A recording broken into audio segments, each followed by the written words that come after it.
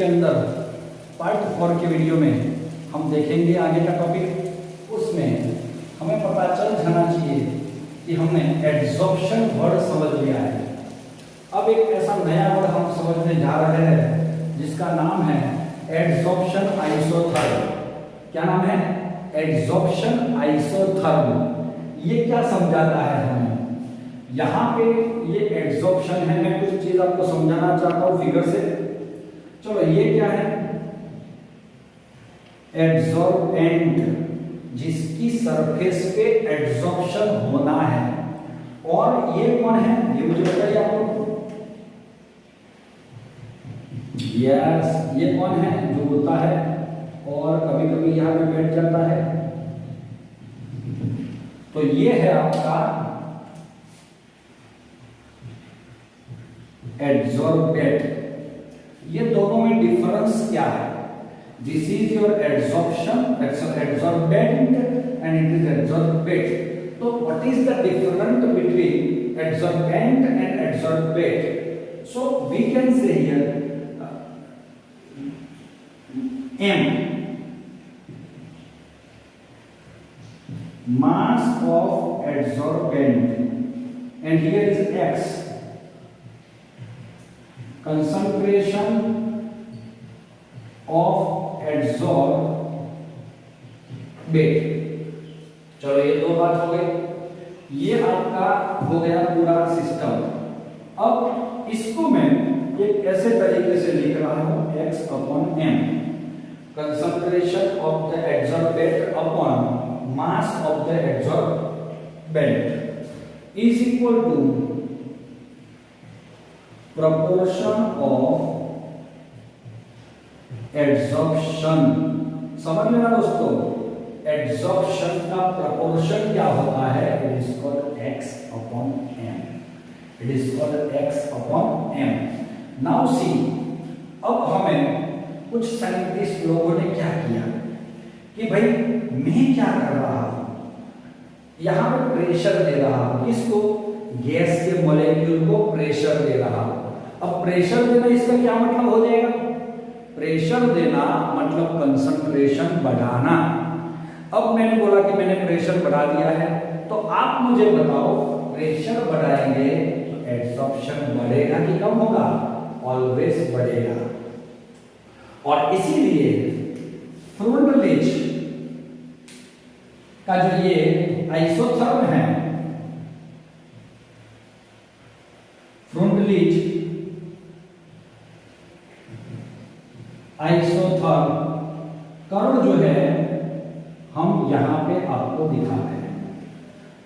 Y axis and X axis, X upon M versus pressure P। What is P? P is pressure जो दे रहे हैं वो। और what is x upon m?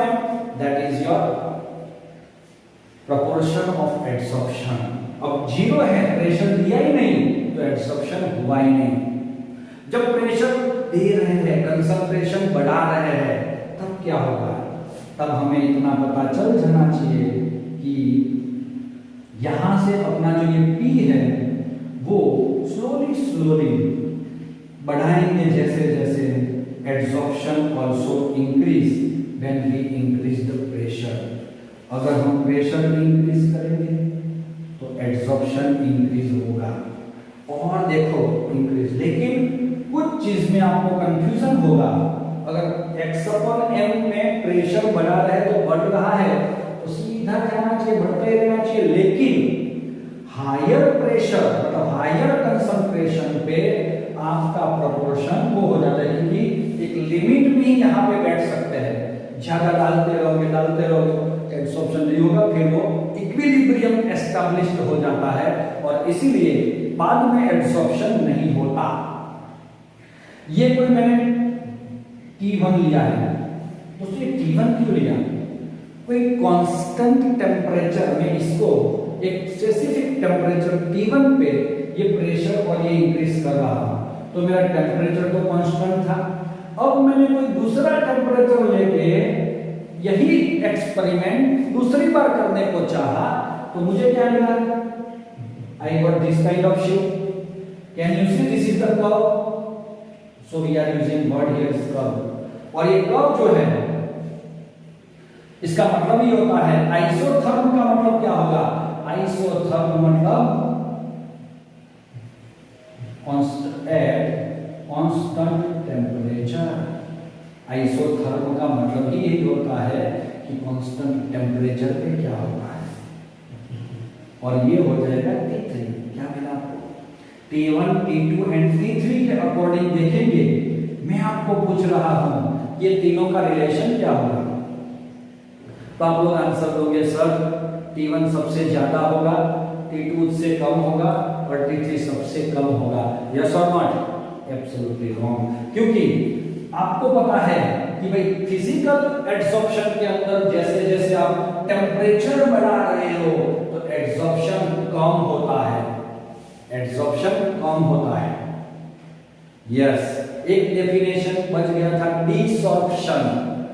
Temperature बढ़ाने से बैठा हुआ मॉलिक्यूल चला जाता है, अपना प्लेस रिमूव करके वो निकल जाता है, तो उसको बोला जाता है डिसॉर्प्शन। चलो, इसीलिए जिसमें x/m ज्यादा है वो temperature, x/m means proportion of adsorption, अगर ज्यादा है तो वो टेम्परेचर बहुत ही कम है। आप ऐसा बोल सकते हो। यस, सो वी कैन से T3 is greater than T2 is greater than T1। याद रखना मैंने कैसे समझाया वो, अदरवाइज आप लोग फंस जाओगे।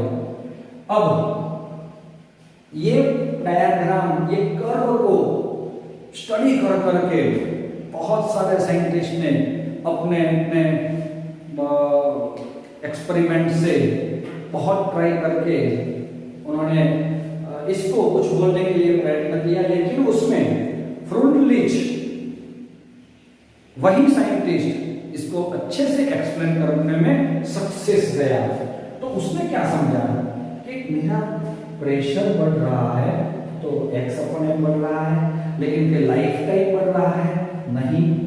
अगर ऐसा है तो मुझे ये is directly proportional to free pressure बढ़ाओ, एड्सॉर्प्शन बढ़ाओ। समझ में आया? लेकिन प्रेशर बढ़ाओ, एड्सॉर्प्शन कांस्टेंट। तो अब इसको इसके साथ अगर मुझे मैच करना है तो एक कांस्टेंट लिया उन्होंने और उसका नाम था 1/n, which is the power of pressure. He took the power of pressure 1/n to balance this kind of situation. For every graph, it get this kind of graph. So, अगर मैं proportional remove करूंगा तो we will get proportionality constant k into p raised to 1/n, where n is greater than 1 always। 1/n की जो value है वो 1 से कम ही होनी चाहिए। ये चीज आप लोग दिमाग में सेट कर लेना।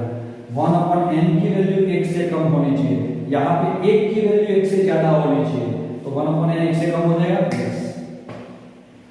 दोस्तों, this is your this reaction, this formula is called formula of या तो इक्वेशन ऑफ फ्रूडलिच। आप लिख लेना यहाँ पे। चलो समझ में आया? अब इसमें क्या बोल रहा है?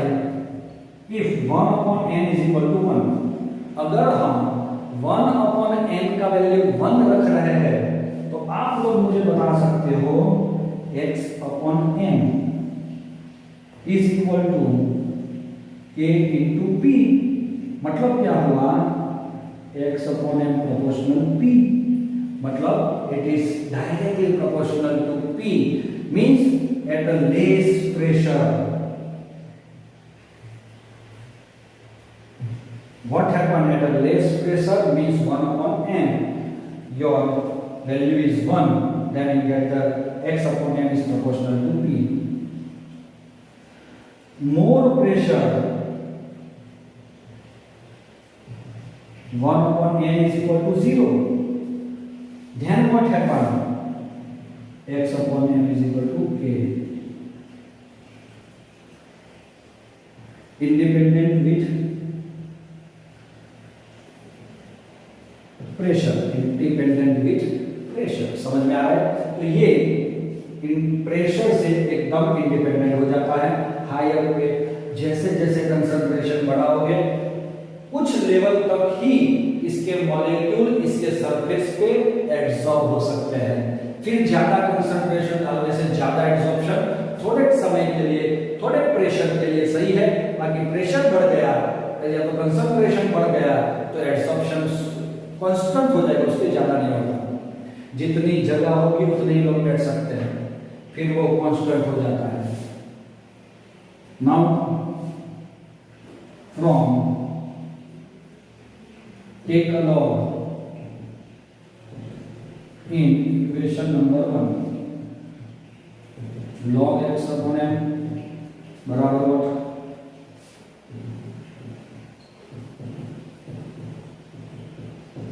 log k into p raised to 1 upon m। चलो कुछ समझ में आया। log x upon m is equal to log k p raised to 1 upon m। log x upon m is equal to log k वत्ता log p raised to 1 upon n, क्योंकि ये plus हो जाएगा ना, मल्टीप्लिकेशन का rule यहाँ पे लगेगा log के लिए, और log upon x log k plus 1 upon n log p। Compare this equation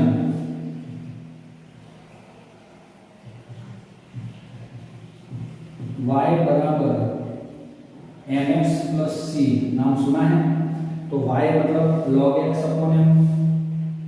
if we plot the graph of y is equal to mx plus c log x upon m versus log p, क्योंकि ये x अक्ष और ये y axis, x की जगह क्या है pressure का p log p और y की जगह है log x अपॉन m। अब अगर हम कर रहे हैं कि c क्या है, it is the intercept of y, तो y के ऊपर 0 होगा तो ये यहाँ से मतलब ओरिजिन से पास होता है, बट ओरिजिन से पास होगा, but if it is a positive और it's some value then it is a log k, it's a intercept.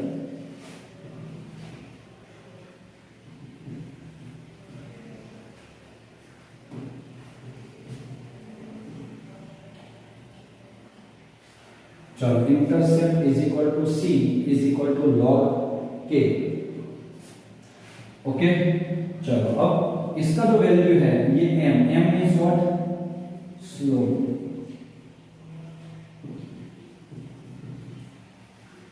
तो ये बन जाएगा m is equal to 1 upon n। तो इसके अकॉर्डिंग ये थियरम उतना ही ज्यादा इंपॉर्टेंट है जितना आपका टाइप ऑफ एडसॉर्प्शन था, कैनिसॉर्प्शन एंड फिजिसॉर्प्शन।